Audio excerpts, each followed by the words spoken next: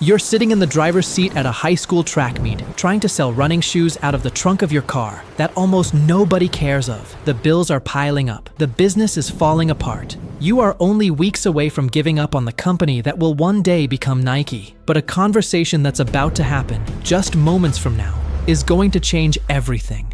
Level 1. Rejection after rejections. The day starts before dawn. The cold seeping through your jacket as you count the inventory in your trunk. It's become a ritual of anxiety. You're living your life on the road, driving from one shabby motel to the next, chasing the amateur athletic circuit across the Pacific Northwest. The accounting job you work barely keeps you afloat, and every dollar you scrape together gets funneled right back into this obsessive side hustle that, for years, has made almost no money. At the track meets, you're not a coach or an official, you're just that weird guy selling shoes out of his trunk. The idea is straightforward. Go wherever runners are. College campuses, high school stadiums, local 5Ks. You try to talk to the athletes, but they're usually in the zone, so you talk to their coaches. "What are those?" one asks, pointing a thumb at your open trunk, his voice dripping with dismissal. You launch into the pitch you've rehearsed 1,000 times. You talk about the lightweight design, the superior cushioning, how it can reduce the stress fractures that plague runners. You explain that for years, shoes had no real midsole. The runner's body had to absorb all the impact. These are different. These are the future. He picks one up, scoffs at the material, and tosses it back. "Looks flimsy," he says. "My guys need support, real leather, not this stuff." He walks away without another word. Level 2, the conversation and Bill Bowerman. The next few months are a blur of miles and rejection.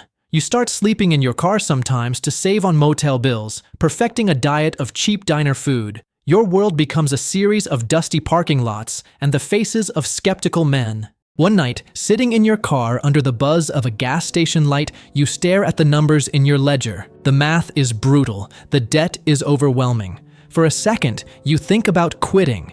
Just sell the stock at a loss, pay what you can, and go back to being an accountant. But that thought feels like a bigger failure than going bankrupt. You drive to a university track, not to sell, but just to be near the sport you love. You park and watch the athletes. Their movements are fluid, powerful, but you also see the slight limps, the grimaces of pain from wearing clunky, heavy shoes. You see the accepted reality of knee injuries, shin splints, and heel pain. Just as you're about to start the engine and drive away for good, a figure approaches your car. He's older, with an intense, weathered face you recognize instantly. It's your old coach, Bill Bowerman. He was a legendary track coach who trained Olympians, but his radical methods and loud criticism of the sport's governing bodies made him an outcast. They pushed him to the margins, just like you. He knocks on the window. You roll it down, your heart pounding. "You're the shoe guy," he says. It's a statement, not a question. You just nod. "My runners are getting hurt," he continues, his eyes locked on you. "Their shoes are garbage, too heavy, no support where it matters. It's killing their knees." He's saying everything you've been screaming into the void. "I've heard what you're selling is different. Let me see them." You get out and open the trunk. He looks at the shoes not with skepticism, but with a surgeon's focus. He picks one up, bends it, runs his thumb along the sole, and peers inside. He's always experimenting with ways to improve shoes for his athletes, and he knows exactly what he's looking at. He tears one apart right there in the parking lot. He pulls out the insole, points to the lack of arch support, and tells you it's a good start, but not enough. He starts sketching out modifications, adding a wedge of softer rubber under the heel for better cushioning, an idea no major company was even considering. "I can make these better," he says, looking you straight in the eye. "We can make them better. You get me the shoes, I'll figure out how to perfect them." He extends his hand. You look at it, then back at his determined face. Maybe two outcasts really can make a right. You shake his hand. It's a simple gesture, but you feel a seismic shift. This handshake isn't just a deal, it's a lifeline.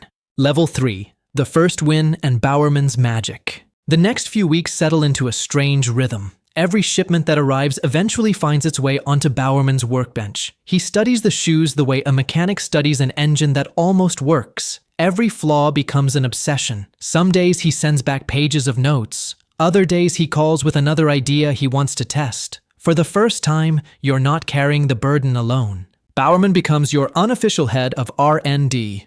You ship him pairs of the Onitsukas, and he performs surgery on them, experimenting with new materials and designs. He gives his modified shoes to a young, talented runner from his group who's been held back by injuries. The next weekend, at a small regional meet, the runner doesn't just compete, he wins, and he shatters his personal best.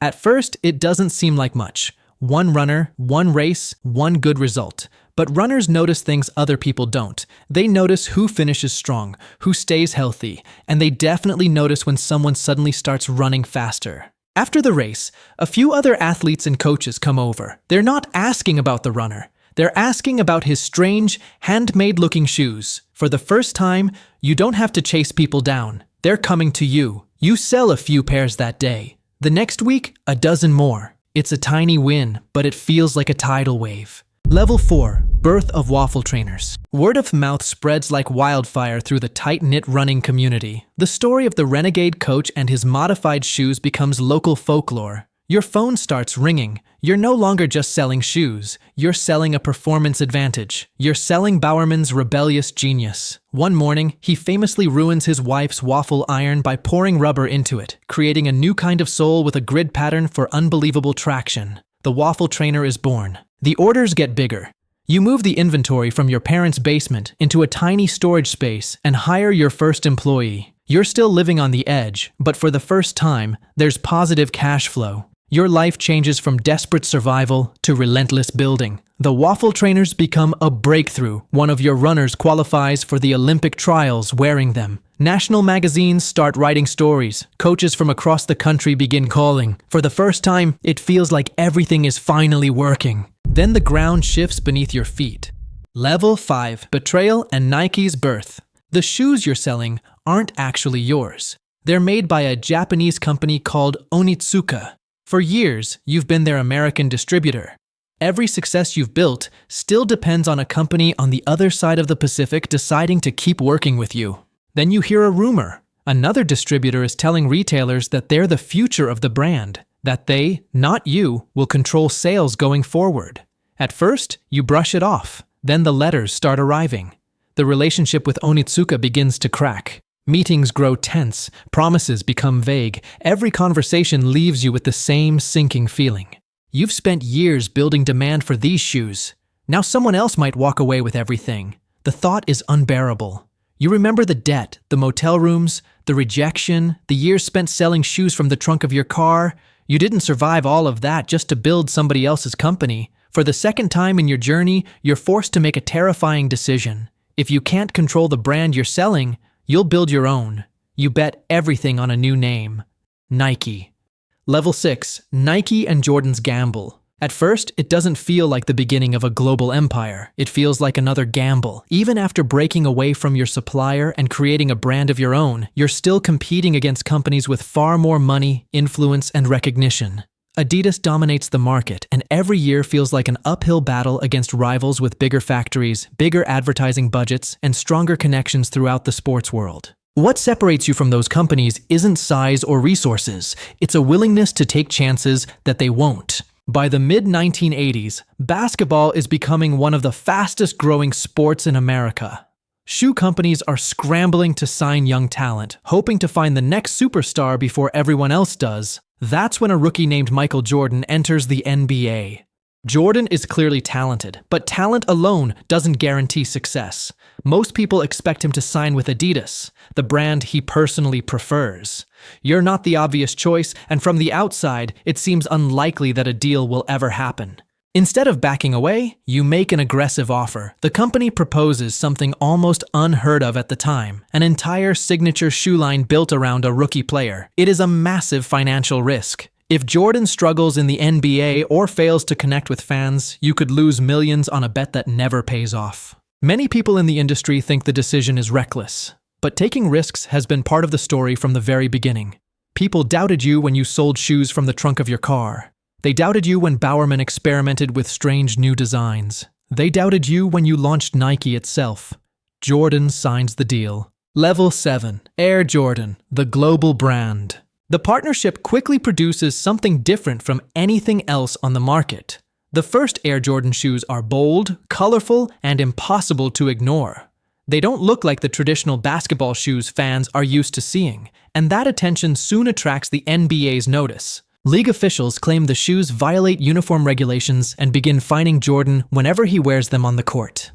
For most companies, that kind of controversy would be a public relations problem. For you, it becomes one of the greatest marketing opportunities in sports history. Rather than hiding from the criticism, you embrace it. Advertisements highlight the controversy and turn the league's objections into part of the story. The message resonates with consumers. The NBA may be able to ban the shoes from the court, but it can't stop people from wearing them. The strategy works better than anyone could have imagined. Demand explodes. Kids line up to buy Air Jordans, stores struggle to keep them in stock, and what began as a risky endorsement deal quickly grows into a cultural phenomenon. The shoes become more than athletic equipment. They become symbols of style, identity, and aspiration. Level 8. Nike, the global force. As the Air Jordan brand takes off, you realize you've entered a new era. You're no longer running a small shoe company competing for a corner of the market. You're building a global force in sports, signing new athletes, launching new products, and expanding at a pace that would have seemed impossible during those early years of uncertainty. The tiny operation that once struggled to pay its bills grows into an international company with offices, warehouses, and headquarters filled with thousands of employees. The days of driving from store to store with inventory packed into the trunk of a Plymouth Valiant are long gone. Yet when you look back, the journey doesn't feel like a series of grand, carefully planned victories. It feels like a chain of small decisions that seemed ordinary at the time. A conversation with a coach, a partnership built on trust, an experiment with a waffle iron, a willingness to take a chance on a rookie that everyone else underestimated. Those moments didn't look historic when they happened. They looked like risks, but taken together, they changed everything. You didn't set out to build one of the most influential brands in the world. You were just trying to sell shoes that you believed were better. Not because the path was easy, and not because success was guaranteed, but because you kept moving forward when failure seemed just as likely as success. What began as a belief in a better shoe became a mission: to bring inspiration and innovation to every athlete in the world. That's how you build Nike, one gamble at a time. If you're inspired by stories of chasing a dream against all odds, subscribe for more and let us know in the comments. What's a crazy idea you believe in? Just do it. Nike.